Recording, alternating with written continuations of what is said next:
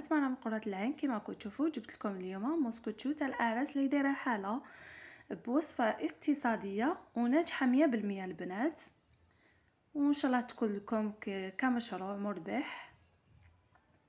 كما راكم تشوفوا جات الله يبارك طالعه اسفنجيه والبنه بنينه، حاجه سامبل ومقادير تاني اقتصاديين. نبداو في المقادير. بسم الله. عندنا 4 حبات بيض،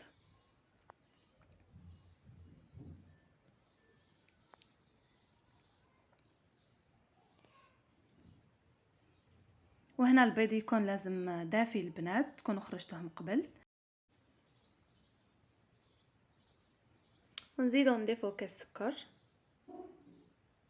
نضيفوه تدريجيا البنات، ومامتو نخلطوه مليح. لازم يولي خليط ابيض ويتضاعف الحجم ديالو. وهنا نضيف قشور البرتقال ولا قشور الليمون، واش عندكم البنات، قرصه ديال الملح ما نساوهاش، ومغرف صغيره لافاني، بودغ ولا سائله. وهنا عندي كاس زيت نضيفوه تدريجيا البنات، ومامتو نخلطو بالباتو ولا الفوي، نضربوه مليح كما كنتو تشوفوا في الصوره.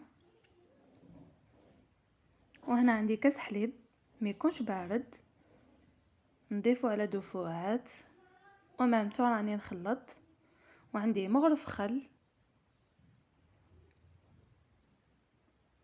هنا نضيف الكاس الاول ديال الفرينه، نغربلو كما كنتو تشوفوا، ونضيف 2 اكياس خميره كيميائيه، نغربلهم هما تاني.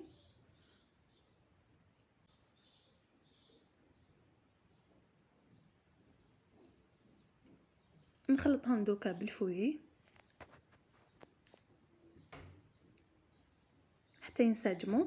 ونزيد الكاس الثاني ديال الفرينه البنات، جاوني 2 كيسان كما كنتو تشوفوا، كل وحده على حسب البيض ديالها.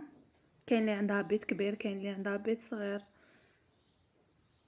صافي نتوما تشوفوا وشوفوا الخليط كيفاش يكون القوام ديالو.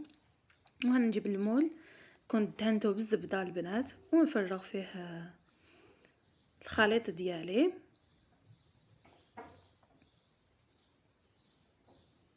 ونكون شعلت الفرن تاعني سخن من قبل كي نبدا نطيب، نشعل الفرن ديالي سخن. وهنا جبت كيردون وراني نخلط هكذا باش يكون سطح متساوي البنات، ما تجينيش معوجه الكيكه ديالي. وهنا بعد ما طابت البنات طيبتها من التحت، ومن بعد كي شتا طابت في الجوانب زدت شعلت لها من الفوق.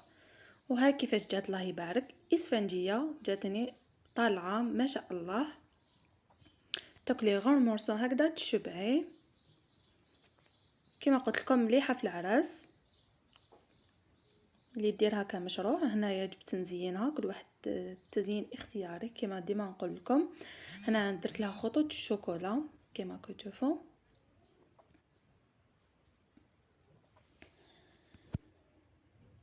جربوها البنات تجي ولا غير هايله.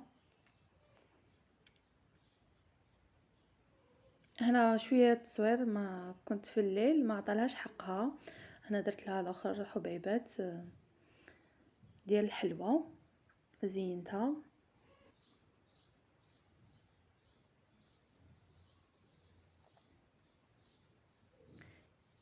اذا عجبكم لا فيديو ديال اليوم ما تنساوش الاشتراك في القناه وتفعيل الجرس وتبارطاجيوها مع الاحباب ديالكم.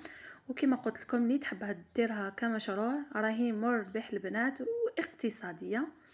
نخليكم ان شاء الله نتلاقاو في فيديو جديد.